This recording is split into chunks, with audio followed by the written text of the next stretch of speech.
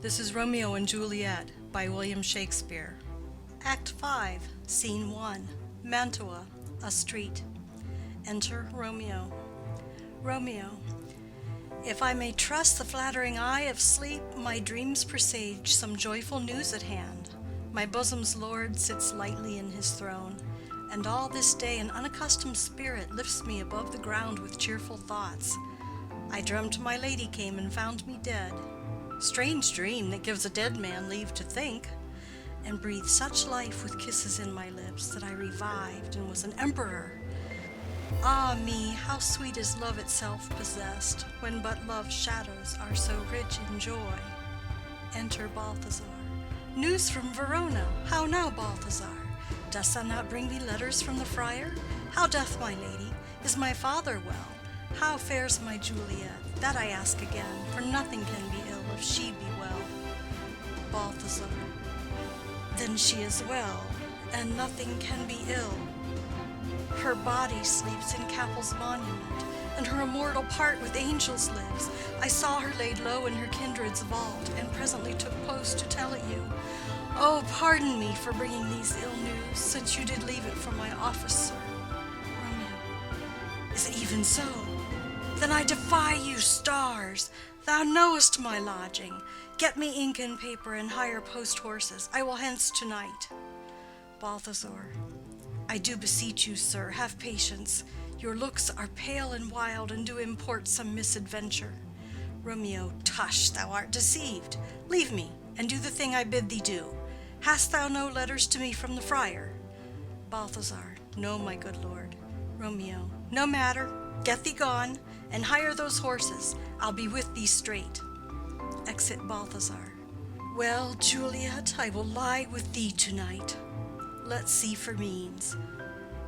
O mischief, thou art swift to enter in the thoughts of desperate men. I do remember an apothecary, and hereabouts he dwells, which late I noted in tattered weeds, with overwhelming brows, culling of simples. Meager were his looks, sharp misery had worn him to the bones, and in his needy shop a tortoise hung, and alligator stuffed, and other skins of ill-shaped fishes, and about his shelves a beggarly account of empty boxes, green earthen pots, bladders and musty seeds, remnants of pack-thread and old cakes of roses, were thinly scattered to make up a show. Noting this penury to myself, I said, and if a man did need a poison now, whose sale is present death in Mantua, here lives a caitiff wretch would sell it him. Oh, this same thought did but forerun my need, and this same needy man must sell it me. As I remember, this should be the house. Being holiday, the beggar's shop is shut. What, ho, apothecary! Enter apothecary. Apothecary. Who calls so loud? Romeo. Come hither, man. I see that thou art poor. Hold, there is 40 ducats. Let me have a dram of poison, such soon speeding gear as will disperse itself through all the veins, that the life-weary taker might fall dead, and that the trunk may be discharged of breath as violently as hasty powder furred doth hurry from the fatal cannon's womb. Apothecary. Such mortal drugs I have, but Mantua's law is death to any he that utters them. Romeo. Art thou so bare and full of wretchedness, and fierce to die? Famine is in thy cheeks, need and oppression starveth in thine eyes, contempt and beggary hangs upon thy back. The world is not thy friend, nor the world's law. The world affords no law to make thee rich. Then be not poor, but break it, and take this. Apothecary. My poverty, but not my will, consents. Romeo. I pay thy poverty, and not thy will. Apothecary. Put this in any liquid thing you will, and drink it off, and if you had the strength of 20 men, it would dispatch you straight. Romeo. There is thy gold. Worse poison to men's souls, doing more murders in this loathsome world than these poor compounds that thou mayest not sell. I sell thee poison, thou hast sold me none. Farewell. Buy food, and get thyself in flesh. Come, cordial and not poison, go with me to Juliet's grave, for there must I use thee. Exit. End of Scene 1. Scene 2. Friar Lawrence's cell. Enter Friar John. Friar John. Holy Franciscan friar, brother, ho! Enter Friar Lawrence. Friar Lawrence. This same should be the voice of Friar John. Welcome from Mantua. What says Romeo? Or if his mind be writ, give me his letter.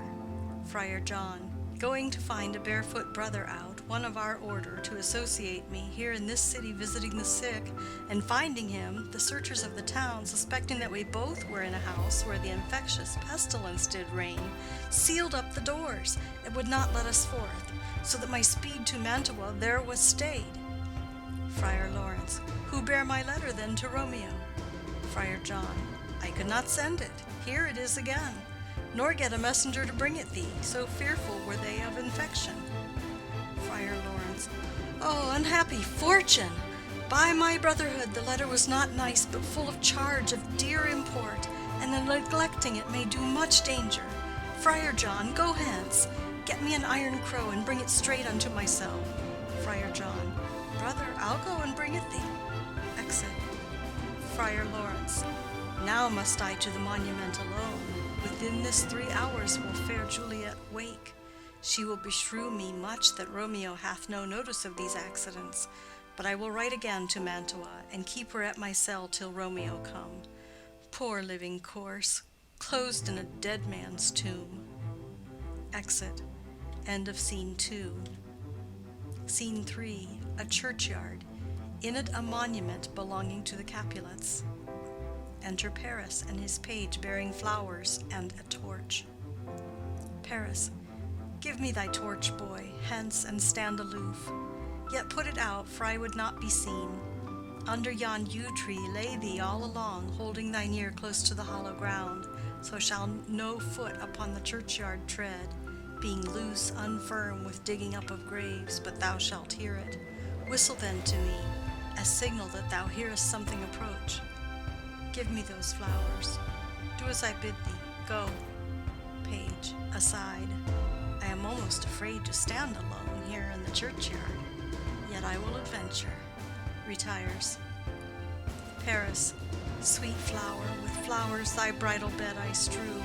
O woe, thy canopy is dust and stones, which with sweet water nightly I will do. Or, wanting that, with tears distilled by moans, the obsequies that I for thee will keep, nightly shall be to strew thy grave and weep. The page whistles. The boy gives warning something doth approach. What cursed foot wanders this way tonight, to cross my obsequies and true love's right? What? With a torch? Muffle me, night, a while. Retires. Enter Romeo and Balthazar with a torch, mattock, etc. Romeo. Give me that mattock and the wrenching iron. Hold, take this letter. Early in the morning see thou deliver it to my lord and father. Give me the light. Upon thy life I charge thee, whate'er thou hearest or seest, stand all aloof and do not interrupt me in my course. Why I descend into this bed of death is partly to behold my lady's face, but chiefly to take thence from her dead finger a precious ring, a ring that I must use in dear employment. Therefore hence be gone. But if thou, jealous, dost return to pry in what I further shall intend to do, by heaven I will tear thee joint by joint, and strew this hungry churchyard with thy limbs. The time and my intents are savage wild, more fierce and more inexorable far than empty tigers or the roaring sea. Balthazar. I will be gone, sir, and not trouble you. Romeo. So shalt thou show me friendship. Take thou that, live and be prosperous, and farewell, good fellow. Balthazar. For all this same, I'll hide me hereabout. His looks I fear, and his intents I doubt. Retires. Romeo. Thou detestable maw, thou womb of death, gorged with the dearest morsel of the earth, thus I enforce thy rotten jaws to open, breaking open the door of the monument. And in despite I'll cram thee with more food. Paris. This is that banished haughty Montague that murdered my love's cousin, with which grief it is supposed the fair creature died, and here is come to do some villainous shame to the dead bodies. I will apprehend him. Advances. Stop thy unhallowed toil, vile Montague. Can vengeance be pursued further than death? Condemned villain, I do apprehend thee. Obey and go with me, for thou must die. Romeo. I must indeed, and therefore came I hither. Good gentle youth, tempt not a desperate man. Fly hence and leave me. Think upon these gone, let them affright thee. I beseech thee, youth, put not another sin upon my head by urging me to fury. Oh, be gone! By heaven I love thee better than myself, for I come hither armed against myself. Stay not, be gone. Live, and hereafter say, a madman's mercy bid thee run away. Paris. I do defy thy conjurations, and apprehend thee for a felon here. Romeo. Wilt thou provoke me? Then have at thee, boy. They fight. Page. O Lord, they fight. I will go call the watch. Exit. Paris. Oh, I am slain. Falls. If thou be merciful, open the tomb. Lay me with Juliet. He dies. Romeo. In faith I will. Let me peruse this face. Mercutio's kinsman, noble County Paris. What said my man when my betossed soul did not attend him as we rode? I think he told me Paris should have married Juliet. Said he not so? Or did I dream it so? Or am I mad, hearing him talk of Juliet, to think it was so? Oh, give me thy hand, one writ with me in sour misfortune's book. I'll bury thee in a triumphant grave. A grave? Oh no, a lanthorn, a slaughtered youth, for here lies Juliet, and her beauty makes this vault a feasting presence full of light. Death, lie thou there, by a dead man interred, laying Paris in the monument. How oft, when men are at the point of death, have they been merry, which their keepers call a lightning before death. Oh, how may I call this a lightning? O my love, my wife! Death that hath sucked the honey of thy breath hath no power yet upon thy beauty. Thou art not conquered. Beauty's ensign yet is crimson in thy lips and in thy cheeks, and death's pale flag is not advanced there. Tybalt, liest thou there in thy bloody sheet? Oh, what more favor can I do to thee than with that hand that cut thy youth in twain, to sunder his that was thine enemy? Forgive me, cousin. Ah, dear Juliet, why art thou yet so fair? Shall I believe that unsubstantial death is amorous, and that the lean, abhorred monster keeps thee here in dark to be his paramour? For fear of that, I still will stay with thee, and never from this palace of dim night depart again. Here will I remain with worms that are thy chambermaids. Oh, here will I set up my everlasting rest, and shake the yoke of inauspicious stars from this world-wearied flesh. Eyes, look your last. Arms, take your last embrace. And lips, O you, the doors of breath, seal with a righteous kiss a dateless bargain to engrossing death. Come, bitter conduct, come, unsavory guide, thou desperate pilot, now at once run on the dashing rocks thy seasick weary bark. Here's to my love. He drinks. O true apothecary, thy drugs are quick. Thus, with a kiss, I die. He dies. Enter at the other end of the churchyard Friar Lawrence with a lantern, crow, and spade. Friar, St. Francis be my speed. How oft tonight have my old feet stumbled at graves. Who's there? Who is it that consorts so late the dead? Balthazar, here's one, a friend, and one that knows you well. Friar, bliss be upon you. Tell me, good my friend, what torch is yond that vainly lends his light to grubs and eyeless skulls? As I discern, it burneth in the Capul's monument. Balthazar, it doth so wholly, sir. There's my master, one that you love. Friar, who is it? Balthazar. Romeo. Friar. How long hath he been there? Balthazar. Full half an hour. Friar. Go with me to the vault. Balthazar. I dare not, sir. My master knows not but I am gone hence, and fearfully did menace me with death if I did stay to look on his intents. Friar. Stay then, I'll go alone. Fear comes upon me. Oh, much I fear some ill unlucky thing. Balthazar. As I did sleep under this yew tree here, I dreamt my master and another fought, and that my master slew him. Friar. Romeo. Advances. Alack, alack, what blood is this which stains the stony entrance of this sepulchre? What means these masterless and gory swords to lie discolored by this place of peace? Enters the monument. Romeo! O pale! Who else? What? Paris too, and steeped in blood. Ah, what an unkind hour is guilty of this lamentable chance. The lady stirs. Juliet wakes and stirs. Juliet. Oh, comfortable friar, where is my lord? I do remember well where I should be, and there I am. Where is my Romeo? Noise within. Friar. I hear some noise. Lady, come from that nest of death, contagion, and unnatural sleep. A greater power than we can contradict hath thwarted our intents. Come, come away. Thy husband in thy bosom there lies dead, and Paris too. Come, I'll dispose of thee among a sisterhood of holy nuns. Stay not to question, for the watch is coming. Come, go, good Juliet. Noises within. I dare no longer stay. Juliet. Go, get thee hence, for I will not away. Exit Friar Lawrence. What's here? A cup, closed in my true love's hand. Poison, I see, hath been his timeless end.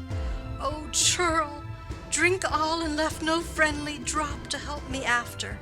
I will kiss thy lips. Haply some poison yet doth hang on them, to make me die with a restorative. Kisses him. Thy lips are warm. First watch, within. Lead, boy, which way? Juliet. Yea, noise? Then I'll be brief. O happy dagger, snatching Romeo's dagger. This is thy sheath. Stabs herself. There rest, and let me die. Falls on Romeo's body, and dies. Enter watch with the page of Paris. Page. This is the place, there where the torch doth burn. First watch. The ground is bloody. Search about the churchyard. Go, some of you, whoe'er you find, attach. Exeunt some of the watch. Pitiful sight! Here lies the county slain, and Juliet bleeding, warm and newly dead, who here hath lain this 2 days buried. Go tell the prince, run to the Capulets, raise up the Montagues, some others search. Exit others of the watch. We see the ground whereon these woes do lie, but the true ground of all these piteous woes we cannot without circumstance descry. Re-enter some of the watch with Balthazar. Second watch. Here's Romeo's man. We found him in the churchyard. First watch. Hold him in safety till the prince come hither. Re-enter others of the watch with Friar Lawrence. Third watch. Here is a friar that trembles, sighs, and weeps. We took this mattock and this spade from him as he was coming from this churchyard side. First watch. A great suspicion. Stay the friar too. Enter the prince and attendants. Prince, what misadventure is so early up that calls our person from our morning's rest? Enter Capulet, Lady Capulet, and others. Capulet, what should it be that they so shriek abroad? Lady Capulet, the people in the street cry Romeo, some Juliet, and some Paris, and all run with open outcry toward our monument. Prince, what fear is this which startles in our ears? First watch. Sovereign, here lies the county Paris slain, and Romeo dead, and Juliet dead before, warm and new killed. Prince, Search, seek, and know how this foul murder comes. First watch. Here is a friar and slaughtered Romeo's man, with instruments upon them fit to open these dead men's tombs. Capulet. O heaven, O wife, look how our daughter bleeds. This dagger hath mistaken. For lo, his house is empty on the back of Montague, and it missheathed in my daughter's bosom. Lady Capulet. O me, this sight of death is as a bell that warns my old age to a sepulchre. Enter Montague and others. Prince. Come, Montague, for thou art early up, to see thy son and heir more early down. Montague. Alas, my liege, my wife is dead tonight. Grief of my son's exile hath stopped her breath. What further woe conspires against mine age? Prince. Look, and thou shalt see. Montague. O thou untaught, what manners is in this, to press before thy father to a grave? Prince.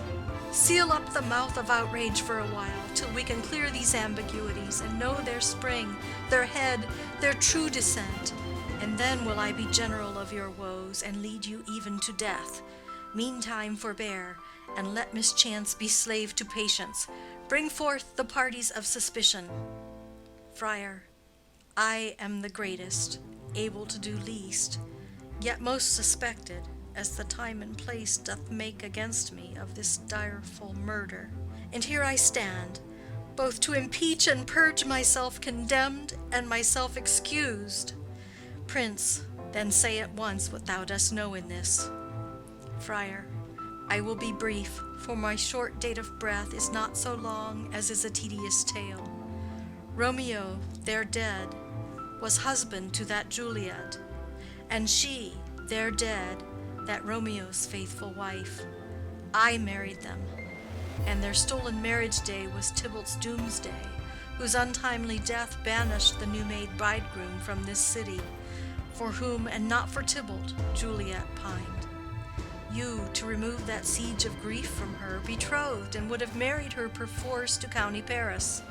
Then comes she to me, and with wild looks bid me devise some means to rid her from this second marriage, or in my cell there she would kill herself.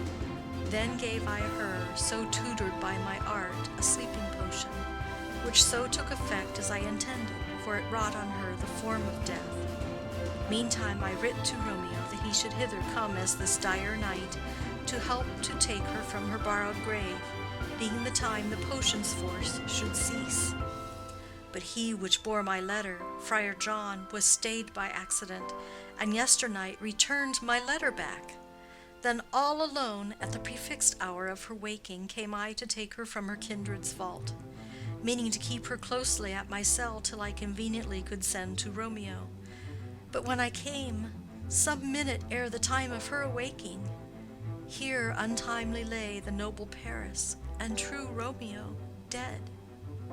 She wakes, and I entreated her come forth and bear this work of heaven with patience. But then a noise did scare me from the tomb, and she, too desperate, would not go with me, but as it seems did violence on herself. All this I know, and to the marriage her nurse is privy. And if aught in this miscarried by my fault, let my old life be sacrificed some hour before his time unto the rigor of severest law. Prince, we still have known thee for a holy man. Where's Romeo's man? What can he say in this? Balthazar, I brought my master news of Juliet's death, and then in post he came from Mantua to this same place, to this same monument. This letter he early bid me give his father, and threatened me with death, going in the vault, if I departed not and left him there. Prince, give me the letter, I will look on it. Where is the county's page that raised the watch? Sirrah, what made your master in this place? Boy, he came with flowers to strew his lady's grave, and bid me stand aloof, and so I did. Anon comes one with light to ope the tomb, and by my master drew on him, and then I ran away to call the watch. Prince, this letter doth make good the friar's words, their course of love, the tidings of her death, and here he writes that he did buy a poison of a poor apothecary, and therewithal came to this vault to die and lie with Juliet. Where be these enemies? Capulet, Montague, see what a scourge is laid upon your hate, that heaven finds means to kill your joys with love. And I, for winking at your discords too, have lost a brace of kinsmen. All are punished. Capulet, O brother Montague, give me thy hand. This is my daughter's jointure, for no more can I demand. Montague, but I can give thee more, for I will raise her statue in pure gold, that while Verona by that name is known, there shall no figure at such rate be set as that of true and faithful Juliet. Capulet, as rich shall Romeo's by his ladies lie, poor sacrifices of our enmity. Prince, a glooming peace this morning with it brings. The sun for sorrow will not show his head. Go hence to have more talk of these sad things. Some shall be pardoned, and some punished.